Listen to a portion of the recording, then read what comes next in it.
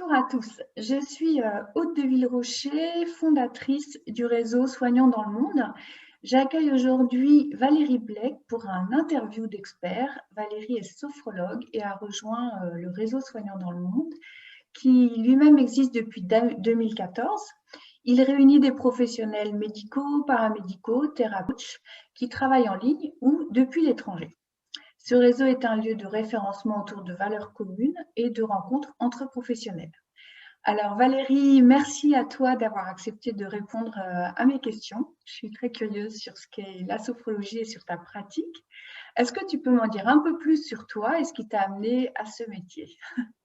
Oui, alors merci tout d'abord Aude, merci beaucoup. Alors moi tout simplement, donc Valérie Black, effectivement. Sur moi, il faut savoir que j'ai été dans un premier temps danseuse de ballet. Ça a pris les 3/4 de ma vie jusqu'à présent, puisque vraiment c'était dans le cadre d'un sport-études. Donc j'ai commencé très jeune et puis j'en ai fait mon métier de suite après l'obtention de mon baccalauréat littéraire. Si je n'avais pu danser, si je n'avais pu trouver de contrat, j'aurais fait des études de psychologie clinique. Mais il se trouve que j'ai eu la chance d'avoir un contrat, que tout s'est enchaîné. Donc, j'ai fait une carrière vraiment voilà, en tant que danseuse professionnelle jusqu'à mes 36 ans. Et à 36 ans, bon, déjà, j'avais 2 enfants. Donc, la question de la reconversion professionnelle se faisait de plus en plus pressante. De toute manière, c'est un métier que l'on ne peut certainement pas tenir jusqu'à l'âge officiel de la retraite. Donc voilà, donc en fait, j'avais découvert la sophrologie lors de ma première préparation à la maternité, à la grossesse, à l'accouchement en tout cas, lorsque j'avais 25 ans, avec une sage-femme qui était sophrologue et ça m'avait fait vraiment beaucoup de bien. Mais bon, c'était une petite parenthèse dans ma vie. Et puis après, je suis du tout retournée à la sophrologie. Et il se trouve qu'en parallèle de mes études de psychologie clinique que j'ai entamées donc lorsque j'avais donc 36 ans, j'ai eu cette opportunité. C'était sur mon chemin. C'est vraiment, je ne suis pas allée au-devant de la sophrologie, mais c'était sur mon chemin. Et c'est en découvrant la sophrologie, donc j'ai étudié 2 années, sur 2 années à l'école française de sophrologie de Montpellier, que j'ai découvert quelque chose qui faisait vraiment pour moi un tout, qui réunissait aussi bien mes études en psycho que la PNL que j'avais aussi étudiée. Voilà. Et c'était vraiment une méthode psychocorporelle qui faisait un très bon pont entre la pratique de mon premier métier purement corporel et la passion aussi que j'avais pour le psychisme et comprendre l'humain. Voilà, tout était là. Ah ben, super, bon parcours et plein de richesses. Est-ce que tu peux nous en dire un peu plus sur la sophrologie en tant que telle? Oui, alors c'est toujours difficile en 3 mots de dire vraiment qu'est-ce que la sophrologie. Mais bon, c'est une méthode psychocorporelle déjà à la base qui a été fondée en 1959 par le professeur Alfonso Caicedo, qui était neuropsychiatre espagnol à l'époque, et qui fut rapidement confronté aux limites des moyens thérapeutiques dont il disposait à l'époque. Et partant du postulat que la maladie psychiatrique se caractérisait par une altération de la conscience, il décida donc de s'intéresser aux diverses connaissances et pratiques susceptibles d'enrichir ses recherches sur ce concept. Il en conçut une nouvelle discipline qu'il nomma sophrologie, qui est un néologisme bâti sur les 3 racines grecques sos, phren, logos, étude de la conscience en harmonie. Donc ça, c'est sa toute première définition. Et ensuite, il a apporté d'autres aspects, c'est-à-dire qu'il est parti, déjà, il a apporté l'aspect phénoménologique, qui est vraiment l'étude au cœur même du phénomène. Et puis, il est parti pendant 2 ans s'enrichir de toutes les méthodes orientales en Asie, donc le yoga, entre autres, le bouddhisme. Et il est revenu dans toutes ces pratiques, la méditation, qui ont la particularité de placer le corps au centre du processus d'ouverture de la conscience. Et à son retour, mis au point une méthode inspirée de l'approfondissement de ses connaissances. Donc, ça s'appelle la relaxation dynamique, c'est-à-dire que le terme relaxation, là, il est à comprendre dans le sens de libération. Il s'agit en effet de relaxer la conscience, autrement dit de la libérer de tout ce qui la voile. Donc, la deuxième définition de la sophrologie avec tous ses apports, c'est vraiment la science des valeurs de l'existence, de la conscience et des valeurs de l'existence. Donc, c'est pour ça que ça peut aller vraiment, vraiment loin, quoi. Très intéressant que tu reprennes l'historique qu'on connaît en fait assez peu et du coup ça devient plus précis. Alors en ce qui te concerne, quels sont les sujets sur lesquels tu travailles? Quels sont tes clients? Qu'est-ce que tu peux dire sur ta pratique? D'accord. Alors, les facteurs principaux sur lesquels je travaille sont la gestion du stress, Oui, la gestion des émotions, oui, comment gérer un meilleur sommeil, oui, la gestion des douleurs chroniques surtout, qu'on peut tout à fait gérer une douleur aussi vive, mais une douleur chronique. oui, Préparation à un événement important, un tournant de sa vie. oui, Comment aussi vivre pleinement sa vie. C'est-à-dire que des personnes peuvent venir me voir alors que tout va bien, mais elles veulent simplement profiter encore mieux de ce bien-être, oui. développer sa confiance en soi. Les burn-out, j'ai vraiment beaucoup de. Enfin, c'est une préparation à des examens pour les étudiants. Gérer un trouble TDAH, hein, pour aussi bien chez les enfants que chez les adultes, donc trouble du déficit de l'attention avec ou sans hyperactivité. Hein. Et puis gérer aussi les troubles D'accord. dyspraxie, voilà, tout ceci. Et donc, du coup, mes clients, aussi bien les adultes que les adolescents, que les enfants, des personnes âgées, des chefs d'entreprise, non, par rapport au burn-out, entre autres. Et Oui. puis des parents solos, des familles monoparentales qui gèrent aussi un burn-out parental. Oui, ça arrive aussi, malheureusement. Oui, bien sûr. Donc, il y a vraiment toutes sortes de demandes, ce qui est cohérent puisque de toute façon, quoi qu'il se passe pour chacun, ça se passe entre le corps, l'esprit, et donc c'est assez cohérent que cette approche réponde à pas mal de besoins et de demandes. Je me Tout à reconnais bien en fait. tout cas dans ta pratique, même si je ne suis pas moi-même sophrologue. Mm, mm, mm. Est-ce que tu peux nous donner un peu de détails sur comment se passe une séance, qu'on ait un peu l'impression d'être le petit œil dans ton cabinet qui voit ce qui Oui, se passe? alors les séances en sophrologie, elles peuvent se dérouler aussi bien dans un cadre individuel que collectif et elles comportent généralement 4 parties. Alors un temps de dialogue qui permet de préciser le ou les objectifs de la séance, une D'accord. présentation, une présentation de l'intention de la séance et du déroulement de la ou des pratiques choisies. Ouais. La pratique en tant que telle, guidée par donc, le ou la sophrologue, qui permet de vivre les techniques qui pourront être répétées, voire réutilisées en toute autonomie par la personne ensuite. Et un temps libre d'expression orale ou écrite, ça dépend des personnes. En fait, c'est vraiment une mise en mots qui permet de renforcer l'intégration de la pratique et qui apporte des éléments pour orienter la suite des séances.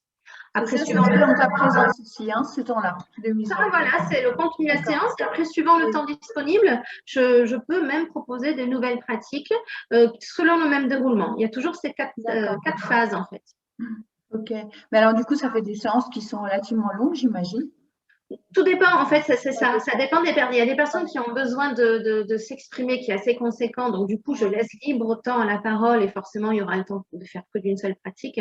Mm. Et puis, donc, du coup, la patiente, ou en tout cas la personne, pardon, elle ressort avec l'impression d'avoir quelque chose de concret en main. Et je propose aussi un audio pour qu'elle puisse Ah oui. s'entraîner chez elle, voilà, en toute autonomie. Mm. Et puis, il y a des personnes qui ont au contraire besoin de peu parler. Donc, du coup, on est sur la pratique, pratique, pratique. On peut en faire 2 ou 3 par séance. Ouais.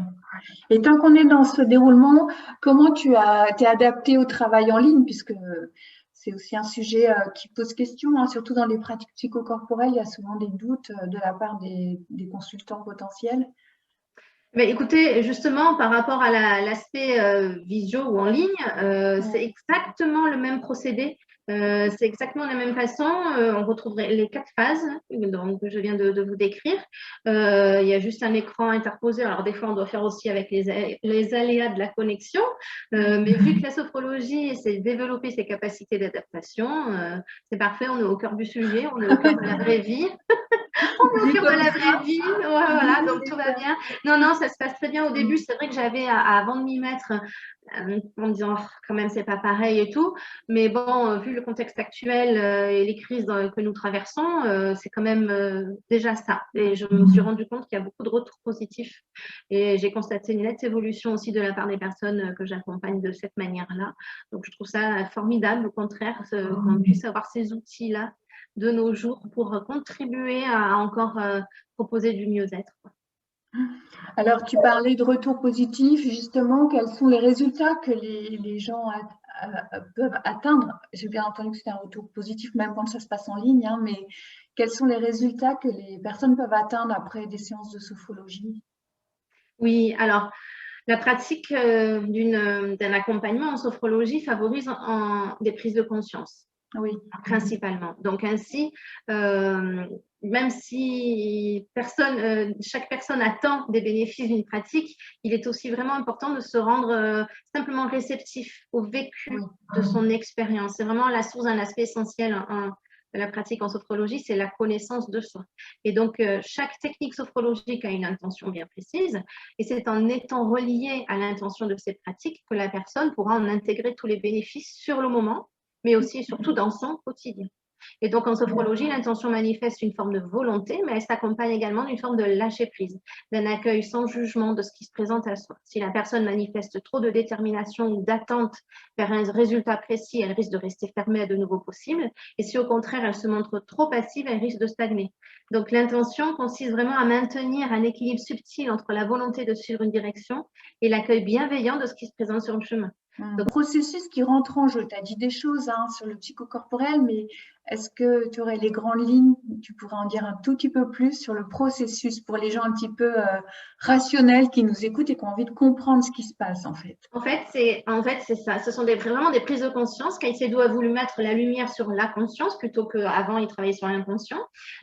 Et donc, en fait, c'est aussi une prise de conscience que nous sommes des êtres conditionnés en tant qu'êtres qui vivant en société. Nous sommes forcément conditionnés. Mais le tout est de savoir et de, encore une fois, prendre conscience, mettre la lumière sur nos conditionnements et quels sont les conditionnements qui nous ont construits jusqu'à présent. Donc, ils sont complètement légitimes et ils ne sont pas reniés. Mais parmi ceux-là, peut-être qu'il y a des conditionnements qui, à l'âge adulte, nous sont devenus limitants. Et donc, en fait, simplement s'en détourner pour aller vers des conditionnements qui nous sont favorables. Donc, en fait, c'est vraiment le processus, il est là. Et on travaille beaucoup sur les visualisations, sur le mental. Les neurosciences ont démontré que le cerveau ne fait pas la différence entre la réalité et quelque chose qui est fortement imaginé.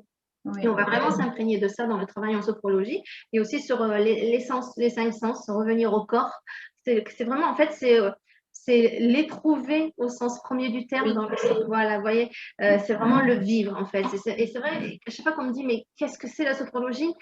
Et je réponds plutôt que plein d'apports théoriques qu'on peut trouver dans les livres, c'est le vivre. C'est vraiment l'expérimenter. Ouais, c'est super intéressant. Alors, si on continue à illustrer un peu ces résultats, est-ce que tu pourrais nous faire part d'une situation, d'une personne, bien sûr, avec un anonymat, sur ce qui s'est passé, ce cas concret de cette personne? Alors, c'est difficile là aussi. Enfin, je vais encore partir sur le général pour peut-être venir à un peu plus de concret, mais comme le propre de la sophrologie, c'est de respecter le rythme qui est le sien et qui est propre à chacun et à chacune, ainsi que ses filtres, ses conditionnements, comme je disais tout à l'heure, ses freins, ses mécanismes de défense, il n'est pas vraiment possible de parler pour moi d'un cas concret qui serait applicable en tout cas à tout le monde. Vous voyez, non, là, c'est un exemple. Voilà.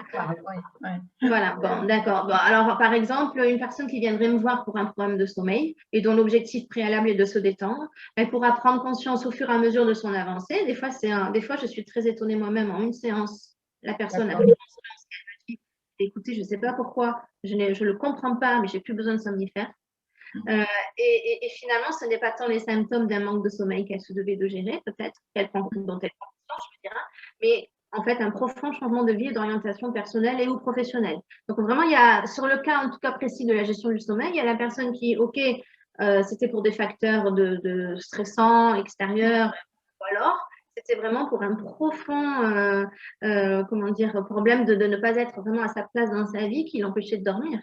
Et donc, tous les somnifères ne pourront forcément pas changer la vie de la personne. C'est vraiment à elle de prendre conscience, de dire qu'est-ce qui ne va pas dans ma vie, où est-ce que je serai finalement à ma place. D'accord. C'est difficile à expliquer d'un cas concret comme ça. Oui, ben ça, surtout quand on a une expérience et de la patience, qui semble être le cas en ton cas, on a plein de choses à dire et c'est difficile de parler à des personnes qui, elles, ne connaissent pas en fait. C'est vrai que c'est ça. Et c'est pour ça que la sophrologie, le propre, c'est de le vivre. Hein. Donc, exactement. Ouais. Ce sera un peu ton mot de conclusion sur le sujet de la sophrologie qui est le vivre et la prise de conscience, dont tu as parlé aussi pas mal. Oui.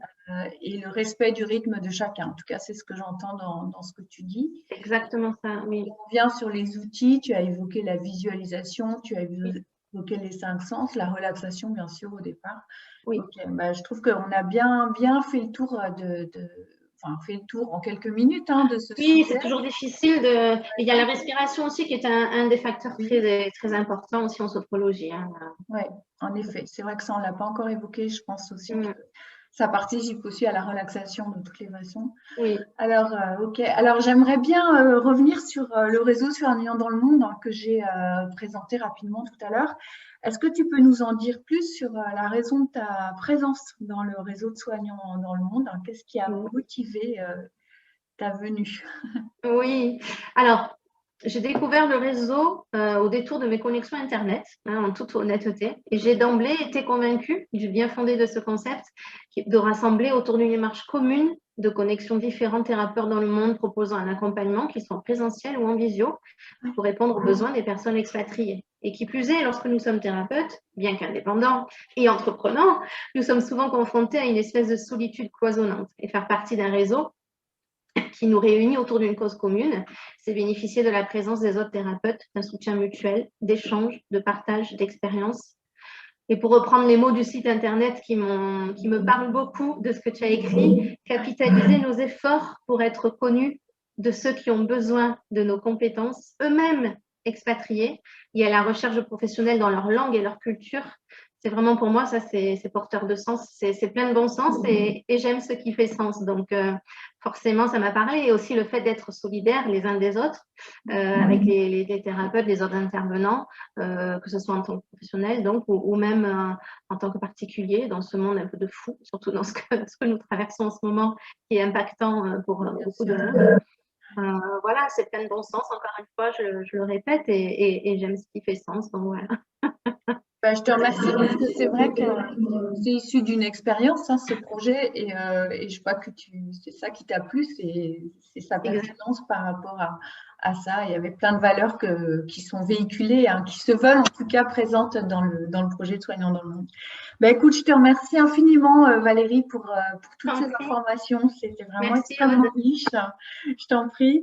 Et puis, bien sûr, merci à vous de nous avoir écoutés. Si vous voulez contacter Valérie, vous pouvez vous connecter sur le site de Soignants dans le monde, dont le nom va apparaître sous la vidéo, www.soignantsdanslemonde.com. Là, vous pourrez retrouver Valérie dans la rubrique sophrologie et puis en savoir plus aussi sur le réseau si vous souhaitez le rejoindre ou trouver d'autres professionnels dont vous auriez besoin. Et je vous dis à très bientôt pour une autre vidéo, une autre interview d'experts. À bientôt, au revoir. Au revoir. Au revoir.